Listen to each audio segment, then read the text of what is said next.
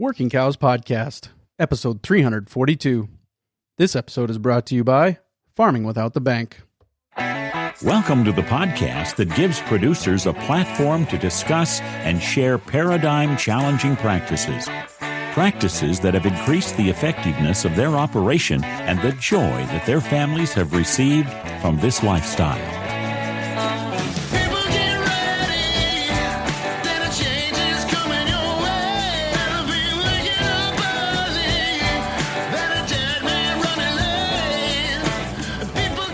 Howdy, everybody. It's Clay Connery, host of the Working Cows Podcast, recorded exclusively in the Understanding Ag studios. Yes, very excited to welcome Understanding Ag on as the 2024 studio sponsor. Very much appreciate the partnership with C90 Ocean Minerals throughout the last year, but very much looking forward to this year with Understanding Ag. And really excited to have them on at the studio sponsorship level. This episode is brought to you by Farming Without the Bank. None of you are farming like you did 100 years ago. Why are you financing it like you did 100 years ago? The biggest part of your operation is the money that runs through your hands, and you let someone else control that. The bank gets the final say in what you get money for and when you pay it back. For many, this is a great relationship, until it's not. Farming Without the Bank shows you how you can take back control of your money so that you can make the bank plan B instead of plan A. This is done by you creating your own banking system you own and control. To learn more, tune into the Farming Without the Bank podcast and go to farmingwithoutthebank.com to get the book. Once you've read the book, Mary Jo will meet with you one-on-one and help you determine where and how to get started. She'll most likely also touch base on some estate transition ideas, financing ideas, business growth or startup ideas, and many other things she has experience with from helping thousands of farmers and ranchers like you. So go to farmingwithoutthebank.com to get the book today and subscribe to the Farming Without the Bank podcast.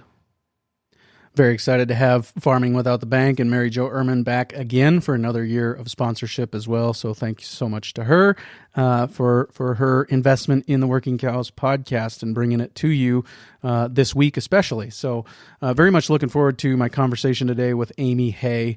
Amy is a rancher from British Columbia. Her and her husband ranch there in British Columbia, and over the last few years have developed successful direct-to-consumer beef business. And so we're going to talk to her about that. And she's got some resources that are available in the show notes page for today, workingcows.net/342.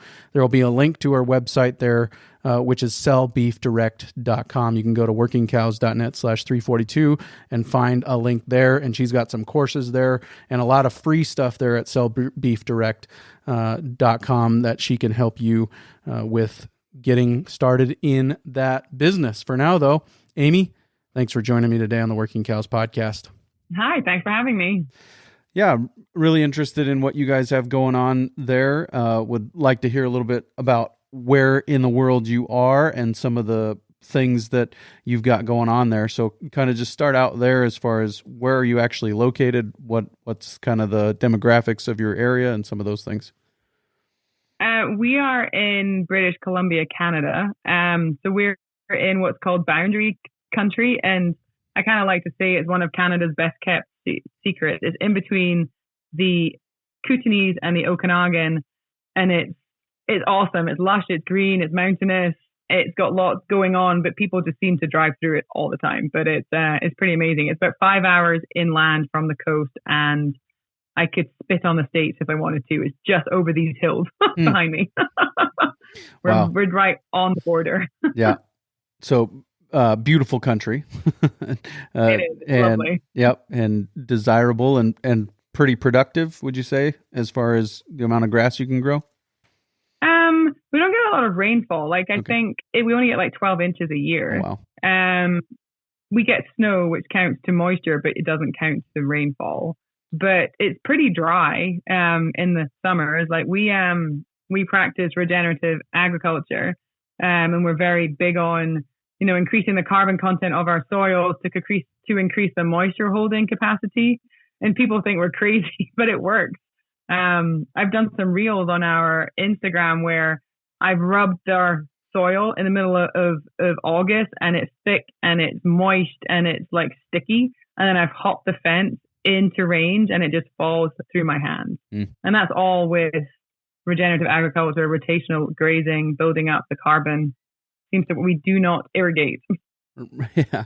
Well, so you're far enough east then that you're kind of in that rain shadow of the Rockies, where maybe on the westward side there's more moisture, and then you're in the shadow where it gets less on the east side of that. Is that kind of where you would define yourself as being, or find yourself?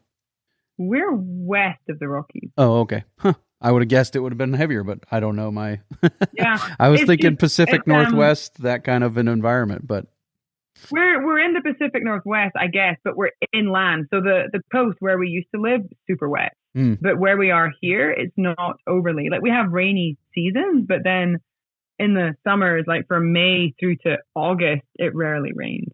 Right. Huh. Yeah. That's kind of what I've always said is, or one of the things I've learned through this process of doing this podcast is that you get this postcard picture in your mind of what a place is like, and then you think that whole place is like that, but then it's not. Yeah. There are parts of China that are basically a jungle, and you don't think of it that way just from the postcards you've seen of it, and so there's a huge variety as far as those kinds of things. And like you said, it doesn't matter how much rain you get. What really matters is how much you keep, right? How much do you get to hold on to? Yeah. And so how long have you been in the place where you're at? You mentioned earlier, we had some connectivity issues on my end that we've overcome now, but you mentioned earlier, and I can't remember if we were recording or not, when you said that you had moved from, to the place where you're at and haven't always been there. So how long have you been there? How long have you been doing what you are doing? We moved here in 2018, so 5 years. And it's always been a regenerative agricultural approach? No. So I'm trying to think how to. So we're first generation ranchers. We're not from the farming world in the slightest. I'm an engineer. I design satellite communication equipment for boats and oil rigs and the military. There's some things I can't talk about.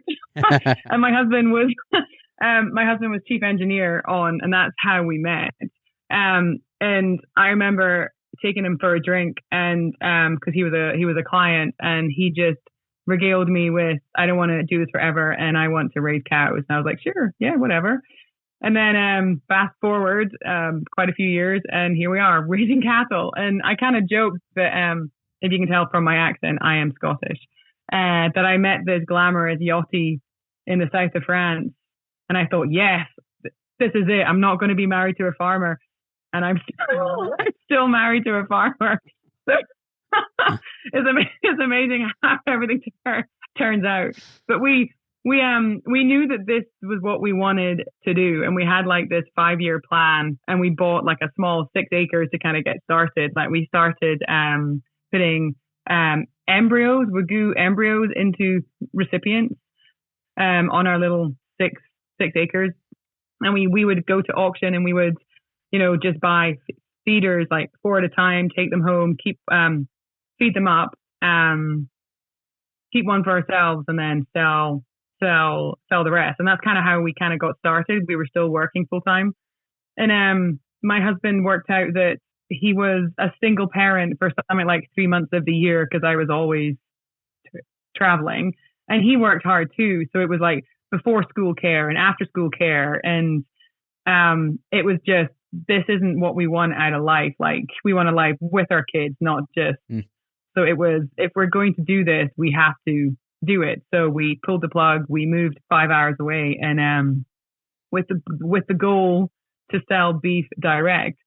And we moved here with, and I think they're still in the shed with barrels of Roundup and graze on, and we were going to kill everything and then reseed. And we never did. Our local farm advisory put on a clinic, and it was with Nicole Masters. And we'd only been here maybe a month, so we hadn't started anything yet. And Scott went to this clinic, And he came home and he was like, oh my God, we're doing it all wrong. Like, I have seen the light. Like, this is what we have to do. And he was just from that point on, like, she's an amazing speaker, and he's from New Zealand. She's from New Zealand. But he was just hook, line, and sinker. This is what we have to do. And the next year, we worked with the same farm advisory board, and we hosted a clinic here with her. It was a 3-day clinic. And Scott has just been like, this is the only thing he wants to do now is regenerative agriculture. At that point, I hadn't really studied it. And I thought, this is great. I will help with the clinic. But when you're all in there, I'm going to go and ride the range. I'm going to go and check on cows. He's like, no, you have to be in the clinic. And I'm like, no, I'm good. This is your thing. I'm all right. And I said, okay, I'll do 1 day. And I did 1 day and I was hooked. And I was like, oh my God. And I did all 3 days. And I was like, this is the way, like, it was just like this click. And yeah, so they've never been used. It's all been regenerative agriculture from that point forward. Sure. This may or may not get edited out, but have you done your episode with Brian Alexander yet? Yesterday. Okay. All right. Well, hopefully Brian had the conversation with you about a gal from Scotland and a guy from New Zealand meeting in France. That's it. That's a fascinating story. No, I don't think he did. That sounds like a pretty fascinating story. That we picked Canada because it's literally halfway between. Neither parent could say we were, it was like, it's a long haul, and we love it here. Like, we absolutely love it. It is home. That's cool. Yeah, and then on top of all that, end up in Canada, which leads my brain to say, what accent do your children have? A hybrid. Yeah, all three. Yeah, they do. They say water, not water. Like, they do say their T's, like I say my T's. Mm-hmm. And some things, they sound kind of Kiwi-esque. I mean, it's generally a Canadian accent with a little bit of a mix thrown in there. Yeah, so you dove into the deep end, right? I mean, you go from kind of on the periphery or not really knowing or understanding regenerative agriculture to a 3-day Nicole Masters seminar, which is, I would call that diving into the deep end. But like you said, she's an excellent communicator. And so, what she had to say was well received. And then what changed? What was the first thing that changed from there? I think at that point we had maybe plowed one field. So the ranch we bought was a ranch like 70 odd years ago, and since then nothing has been done. Like, it's never been farmed and ranched. It was a holiday home. So we moved in and there's no infrastructure at all. So we were going to plow and then reseed and whatever. And I think we did 2 fields, and those are our worst producing fields. Like, they have all the weeds and all the horiolism and all the other ones where we were like, stop.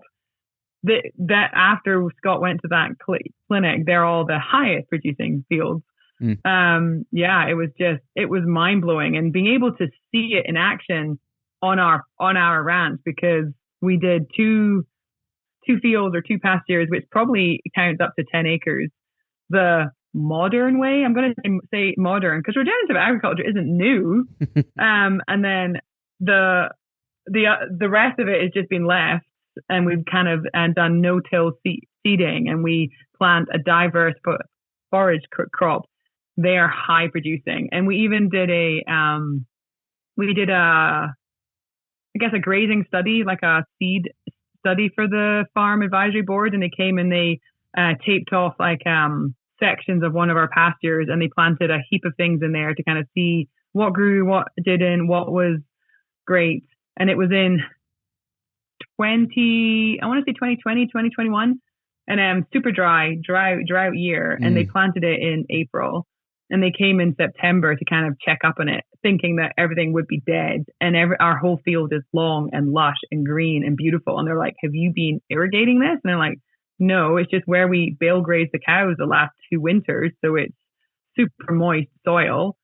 And it even stems down from a quarry, like a gravel pit. So it's a really sandy soil. It's not like it's dark and peaty or anything like that. It's just the extra carbon. And they were shocked. that they thought their whole study was dead everywhere, and our ranch, it was still going strong, which was really, it was nice to kind of see. So yeah, complete regenerative convert. Yeah. So talk me through that process. 2018, right? Start from nothing with 6 acres, 4 head of feeders at a time. Then there's the Nicole Masters Clinic, and by 2021, you're bale grazing. The drought is less impactful there because your water holding capacity is higher, and the forage crop that you planted succeeds. So, where in that timeline was the Nicole Masters Clinic? If you remember, what time, when did that occur? And some of those things. The one that Scott first went to when we moved here was in 2018. Okay. And then we hosted her here in 2019. So we started doing all the bale grazing and the building up our soils and the rotational grazing in 2018. I see. And then how do you get from 6 acres and 4 head of feeders at a time to direct marketing? What we have. Yeah. So, I mean, our kids play a lot in this. So it was a Christmas time in the old place in our little six acres. And Scott, my husband, he worked in a shipyard, and it shut 2 weeks at home at that time. He's 14 now, so he was 7, crawled up onto Scott's lap, and he kind of hugged in, and he was, "You're a much nicer dada when you're not at work." And it was just like stab. It was like, this can't, like, we need to make changes because this isn't. So it was this dream, this goal of eventually in one day and maybe in 5 years we will move, we are moving. So the property market was booming at the coast, so just south of Vancouver. And we wrote a business plan. So we wrote a business plan for direct to market beef. So all we were going to do was raise beef for a consumer market because it was picking up speed, and that's kind of what we wanted to do. But we also wanted to do Wagyu. So we bought Wagyu embryos, which we put into recipients. And we wanted to start a Wagyu herd as well as just like a general beef herd. So we took this business plan to our local kind of agricultural mortgage lending company, and they loved it. I was at the time under 40, so I was considered a young farmer, so the rates were amazing. So they released equity in our 6 acres to buy this place where we are now. Everything was going great, so we eventually moved here. We were still carrying 2 mortgages. We were still working remotely just while we built up our herd and got everything in place. So in the December 2018, we quit our jobs, and it was raising beef and selling beef is our sole source of income from this point forward. And then the property market just went meow, and our house on the coast, it never sold. And when it eventually did sell, it sold at a loss. So then we have this massive debt, and the equity doesn't cover the debt because they released it in the other house, and the financial institution got kind of nervous and said, "We don't think this is going to work, so we're going to foreclose." And it was like, no, like we've given everything up, like this, 3 young kids, no jobs anymore, nothing. And it was like, this has to work. And they were like, no. Luckily for us, I don't know whether it's the same in the States, but it takes 12 months to foreclose on a farm. It's not just a couple of months like a house. It takes 12 months.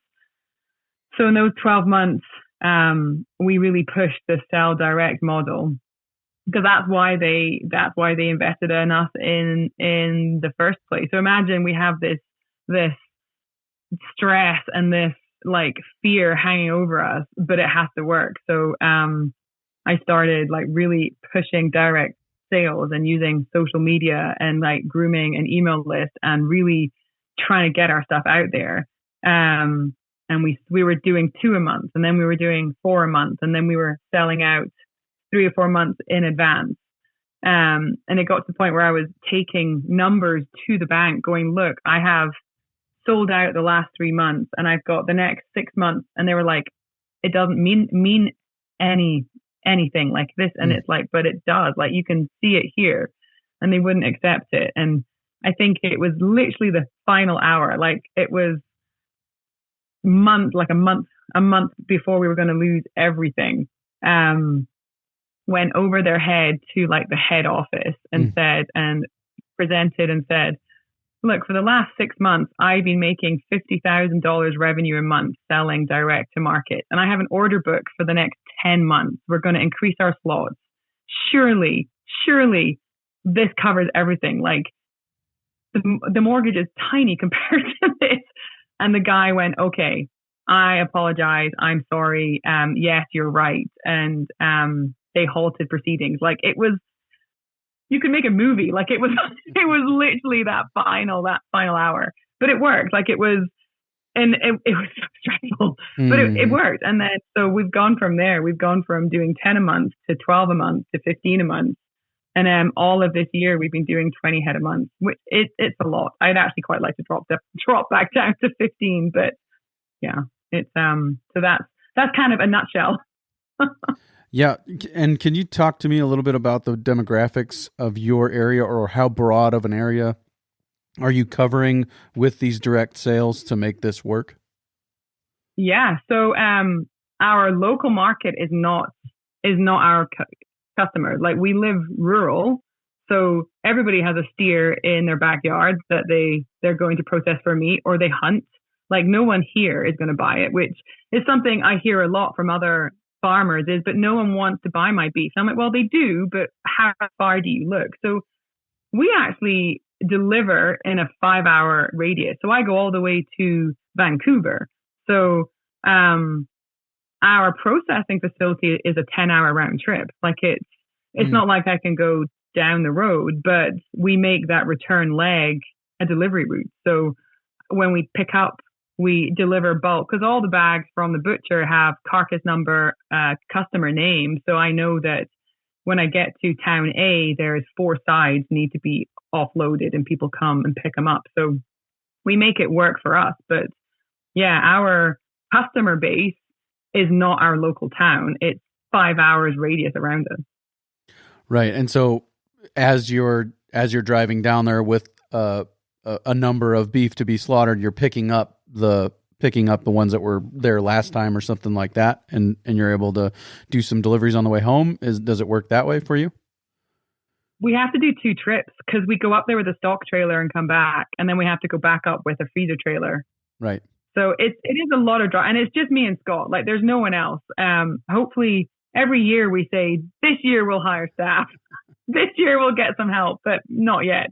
But yeah, we go up with a full stock trailer, drop everything off, come back, and then he kind of has a day and then turns around and goes back and picks up the finished product, delivers whatever needs to be done on that route home again. And then when it gets here, I make up packs. So we do bulk, so like quarters, sides, and whole. But we also do a steak pack or 10 pounds of ground, or, like mixed packs or whatever. So I make all of them up. And then the next day, he'll start the delivery route. So the coast is Vancouver, and that's normally on a weekend, but that's a 12-hour round trip. So legally, I think he's meant to stay over, but because it's just him, he does it all in one day. but yeah, it's just us. And then we go north, west, and east, because south is the States. Let's take a quick break and hear a word from our sponsor today, Farming Without the Bank. None of you are farming like you did 100 years ago. Why are you financing it like you did 100 years ago? The biggest part of your operation is the money that runs through your hands, and you let someone else control that. The bank gets the final say in what you get money for and when you pay it back. For many, this is a great relationship, until it's not. Farming Without the Bank shows you how you can take back control of your money so that you can make the bank plan B instead of plan A. This is done by you creating your own banking system you own and control. To learn more, tune into the Farming Without the Bank podcast and go to farmingwithoutthebank.com to get the book. Once you've read the book, Mary Jo will meet with you one-on-one and help you determine where and how to get started. She'll most likely also touch base on some estate transition ideas, financing ideas, business growth or startup ideas, and many other things she has experience with from helping thousands of farmers and ranchers like you. So go to farmingwithoutthebank.com to get the book today and subscribe to the Farming Without the Bank podcast. What has been your method, or how have you developed that demand, developed that market? How have you found your customers? What have been some of the best tools that you've found for that? So it maybe sounds crazy to us because we're ranchers, but tell your story. Like, people want to know your life. Like, if you think about who your customer is, and they're probably driving a commute an hour each way, and they're in a cubicle or an office, and then they drive home again, and then it repeats. And they kind of want to live vicariously through something else. Like, if they see you on social media and you're riding the range, or you're branding cattle, or you're pulling a calf, or you're bottle feeding a calf or something, they're like, wow, that looks so romantic and so amazing, and I wish I could do that. And they really start to connect with you. And then their way of being involved is buying your beef. So Scott does most of the deliveries on the long hauls. I don't think he trusts my driving. but if I go with him, like, I always wear my hat. It always has our brand on it. I get out of the truck, and people I've never met, they're like, I feel like I know you. Can I give you a hug? And I'm like, sure. And I don't know, because they follow us. So I think our success has been really connecting with a customer base who wants to buy local and wants to buy direct and wants to support a farm. So I talk about it a lot on my social media, but it's the difference between like a cold lead and a warm lead. That I'm not buying email addresses from some list or something.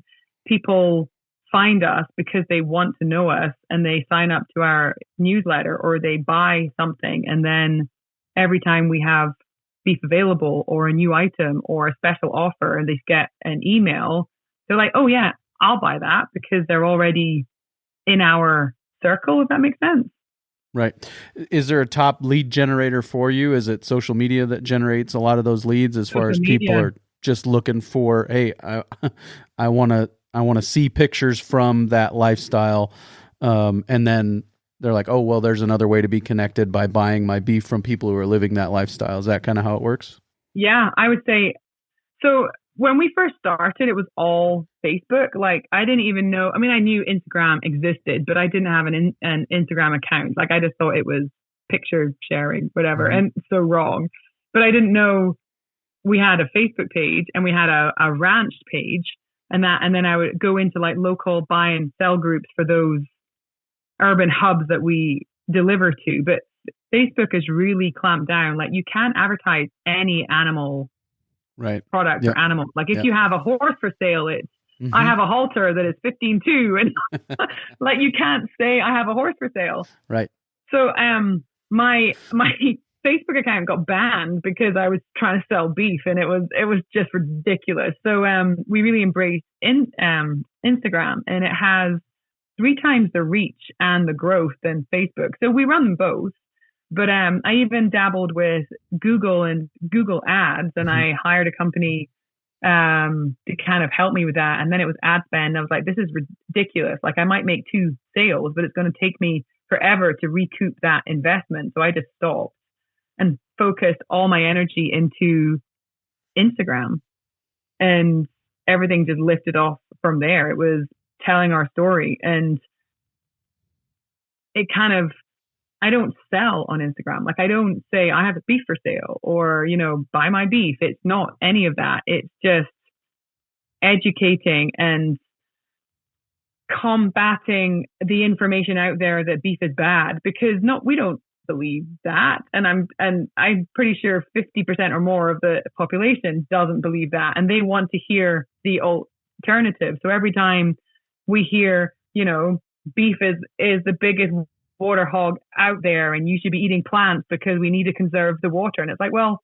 actually, No, it's not. Like cows is 97% rainwater that would fall anyway. So how is that? So, I mean, it's just every time there was any bad information or wrong information out there, I would come at it like as hard as I could with, no, that is wrong and this is right. And I would post it and it would be shared. And one of the best resources for that is Diana Rogers' Sustainable Dish. Mm-hmm.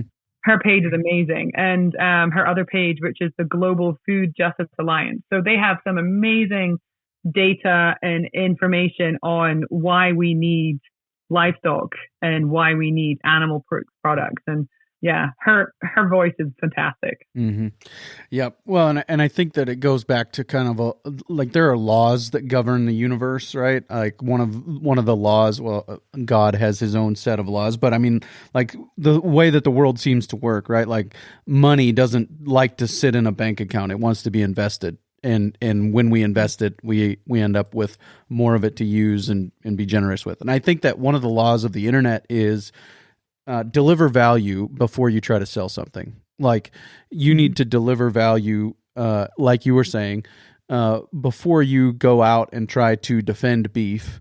You need to deliver value, and delivering value doesn't necessarily come with a string attached of, well, if you like what I'm posting, then buy my beef. You know, there's that value delivery is the first thing, and then that natural connection, I think, grows into somebody wanting to participate, like you said, at the level of buying the beef that you're producing. Would you agree with that assessment?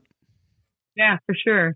Like the more you can connect with them, connect with anyone on all these different levels, the more likely they are to follow you or purchase something from you. And unfortunately, being in Canada and being in BC, we can only service a provincial market. Like I can't ship into Alberta and I can't ship into the States. Whereas in the States, if you are USDA processed, you can ship nationwide. So we don't have that luxury. So even though we grew our following on our Instagram, they're not all customers, but it all adds to the value of what we're trying to do, because the information we put out there is relevant regardless of whether you're in BC and buying my beef or you're in Wyoming buying their beef. Like it's still really pushing people to, before you buy beef in the store, go to your local ranch. Like it's better for you. It's probably cheaper really than buying it at Costco. I know that sounds insane, but it's true. And it's kind of helping that global market or that international market that I think also gives our voice strength, that it's not all just me. Yeah, right. Has that continued to be the case, that Instagram and social media in general continues to drive traffic, or have you seen some word of mouth? Has word of mouth ever eclipsed social media, or has social media continued to be the driver for you guys? Social media is definitely the driver because you can reach thousands of people with one post, but word of mouth is still a really strong bonus. Like we used to, when we first started, we used to do things like if you recommend a friend and your friend buys two, then you will both receive a $25 off voucher. So word of mouth is really a really strong driver, but it also, we kind of got too big to be able to manage that. So we kind of superseded that with a loyalty program. So people can buy, the more they buy, the more points they get, and they can exchange that for free items. Like they can get 10 pounds of ground for free, or a steak pack, or a hat. But that kind of superseded that referral program. But we still get people calling us up going, my friend had a dinner party and served your prime rib and it was the best beef I've ever had. Where can I buy some? So I mean, it still is a strong driver. It's just not as big as social media, which is massive. Mm-hmm. Right, for sure. Can you talk me through a little bit of how you've transitioned, or maybe not transitioned, but how you are also doing the work of educating ranchers on how to do this as well? I mean, that's part of what you guys are up to as well, is helping ranchers figure out how to sell beef direct, right? Yes. So a lot of my most, like if you're on Instagram and, reels, and they go viral. And a lot of my more viral reels, or the reels with the biggest engagement, was ones about being a first generation rancher and things we've learned, or, we've come this far, not bad for a former vegetarian kind of thing. Like it was all that. And we'll maybe touch that one later. So, yeah, this story keeps getting more interesting. A vegetarian from Scotland meets a guy from New Zealand in a bar in France and buys a ranch in Canada. Yeah. Yeah, I know. It's insane. And almost gets foreclosed on and has to make a business pitch to the bank to get to avoid losing the ranch. Yeah, I mean, you just can't make this stuff up. It's crazy. So I would get people would direct message us, or because on our website we have our phone number, we would get phone calls. And I remember speaking to this ranch. I think they're somewhere in the Pacific Northwest, but I'm not quite sure which state exactly. Maybe it's Oregon. She was like, "Can I call you?" And I'm like, "Sure." And she called me up. She goes, "How do you do what you do? Like, we're trying and we just don't seem to have the success that you have." And I kind of talked to her about, well, what are you doing? And have you tried this? And she was like, "Oh my goodness, that makes so much sense. Thank you so much." We were on the phone for like an hour and a half.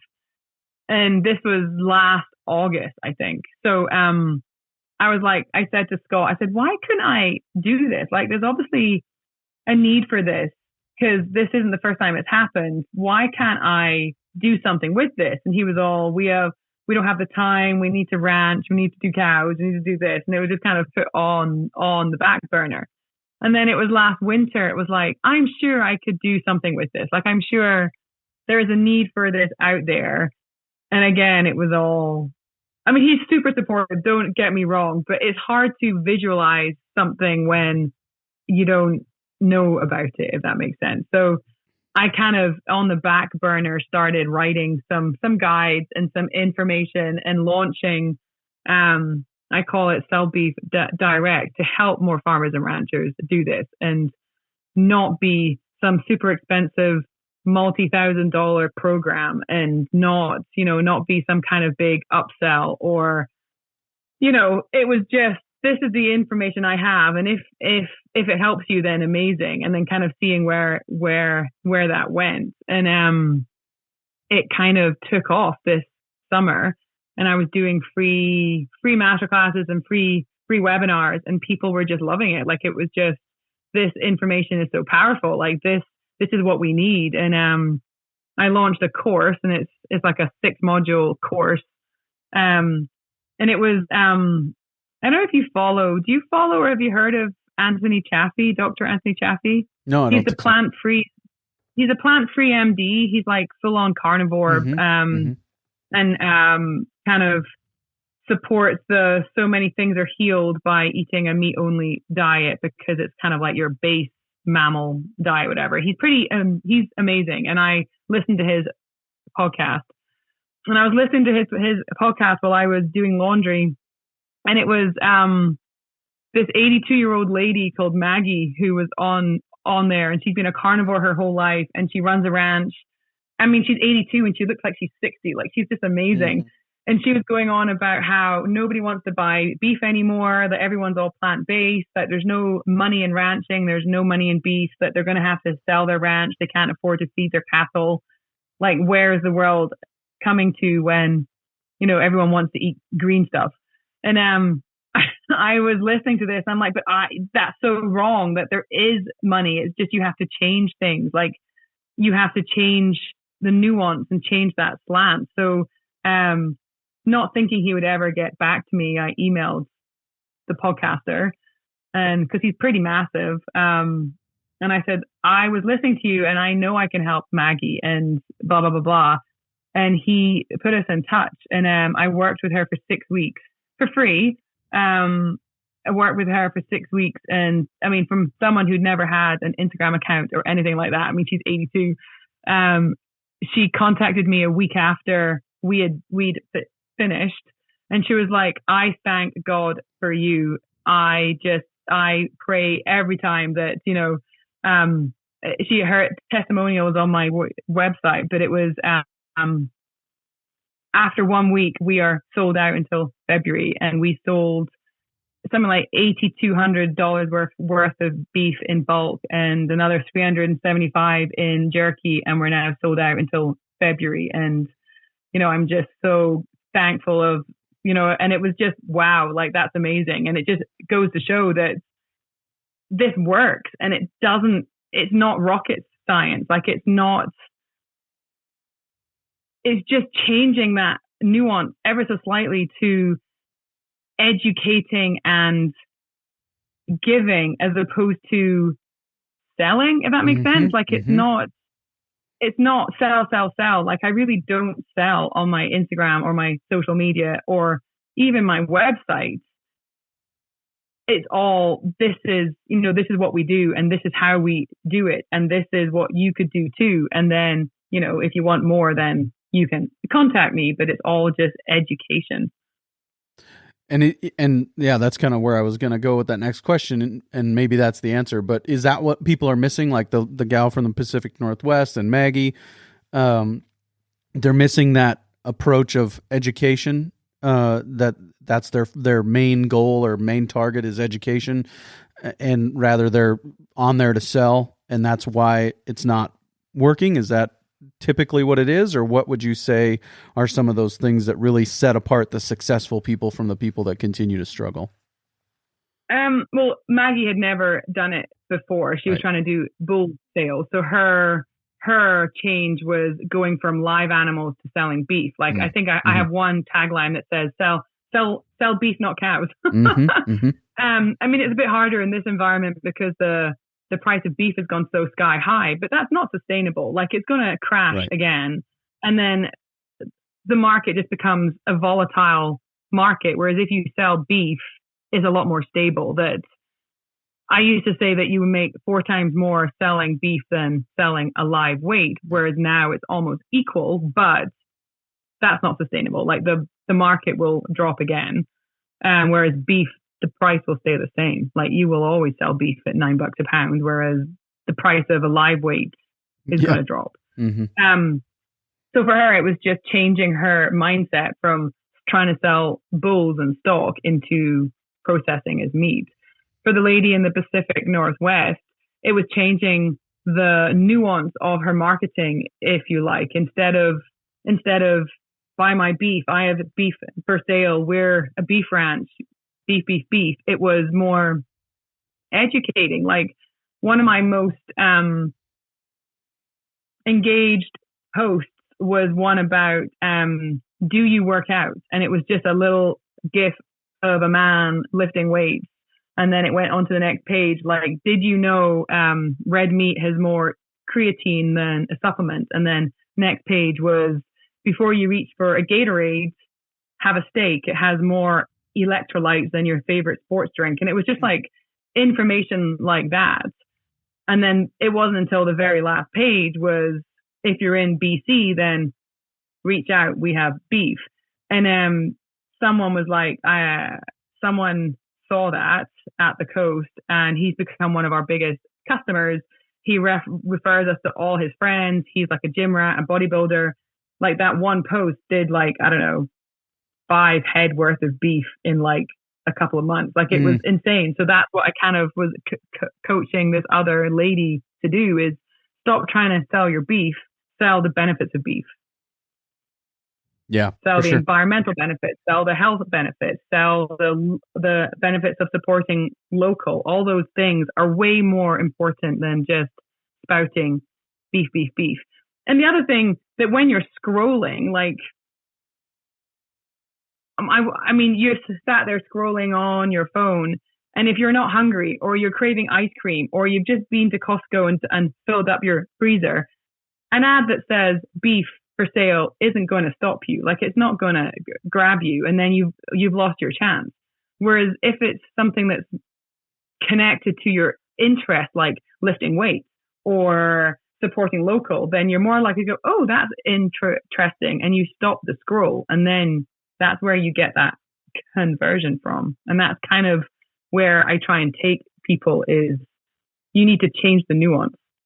Yeah, for sure. That's that's very helpful, and I think lines up with my experience, and other people I've talked to have said the same thing, right? And as far as that idea of delivering value before you try to sell something, and it's not even been through this podcast. It's just as I've tried to learn how to run the podcast, how to have an internet presence.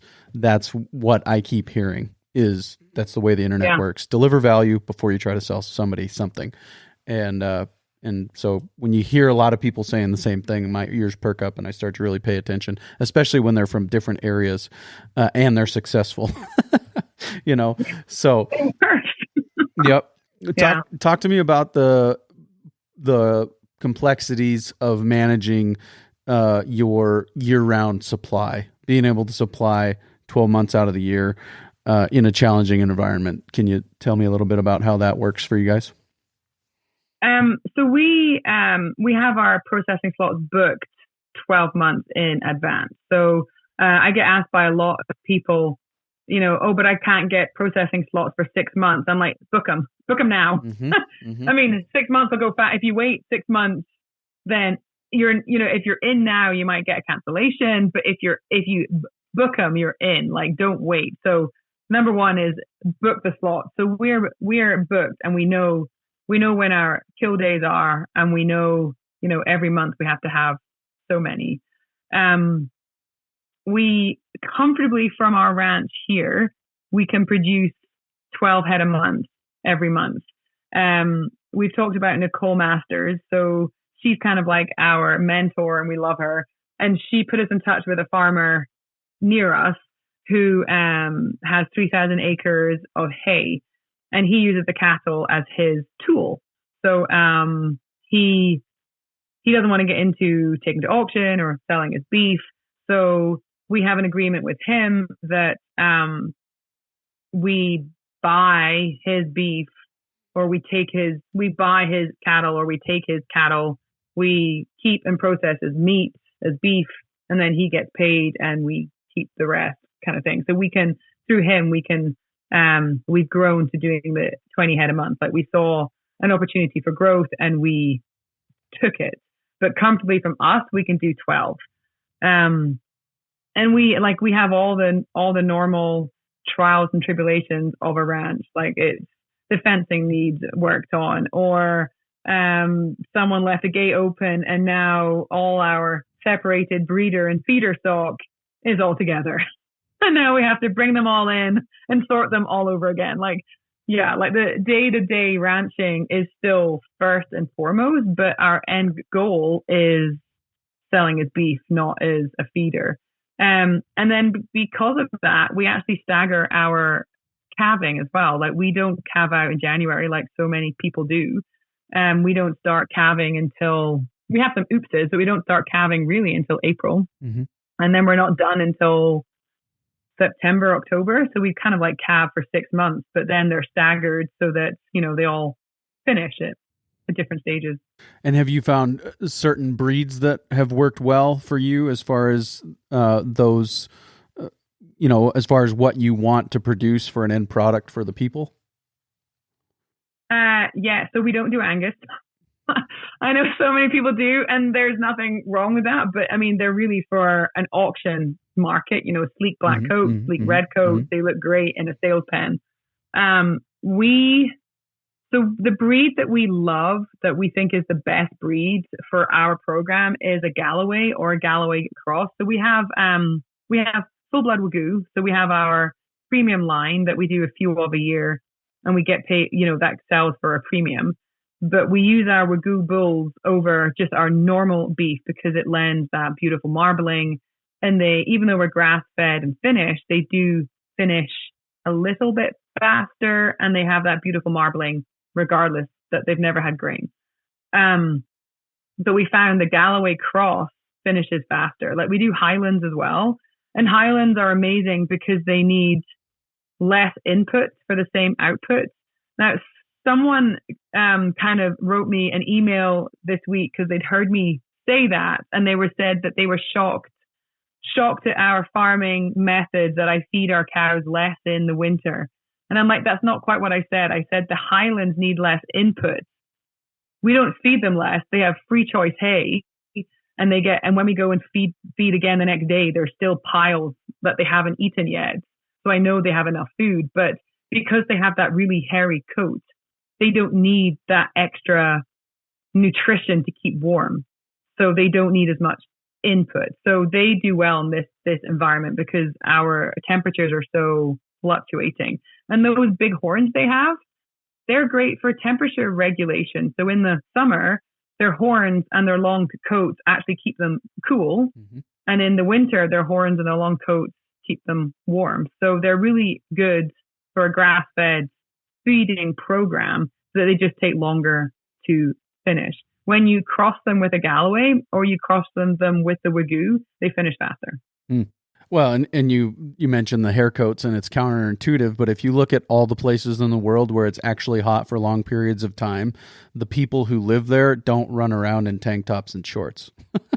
They're covered head to toe because the name of the game is keeping the sun off of your skin. Yeah. And we got in one of our herd dispersals, we got there was 2 Highlands who'd been dehorned, and they struggled. They did not thrive at all. We ended up culling them because they didn't have that natural. It's not like they were bred to be unhorned. Like they weren't bred like that for generations. So they had adapted. They just had them removed at birth, and they could never really regulate their temperatures, and they suffered, and we ended up having to cull them out of the herd. That's very interesting. Like I said, we had some connectivity issues on my end, and so I want to be respectful of your time. I really appreciate your time today, but we're talking to people who are ranchers by and large today, people, many of them probably open to, if not already attempting to sell beef direct. So could you tell me a little bit more about some of the courses you offer, some of the classes, kind of the format, how they work, and some of those things? So as I said there, I try and give as much away for free as I can because my mission really is to help as many farmers and ranchers start selling direct and kind of maximizing that revenue. So my Instagram, mainly Instagram, I do post on both, has so much information, and there's free guides, there's free masterclasses to kind of get you started. I do have a course. It's evergreen, so you can join it whenever you want. It's not like it's at this time and you've got to be there every day. It's in your own time, because I know us ranchers, things happen and we don't have much time. But it's 6 modules, but you can do it in as long as you want. But you do get to talk to me twice a month, Q&A, and ask me anything. And I mean anything. I have people asking me about seeds and what to plant and rotational grazing, as well as how to sell beef direct. So you can really ask.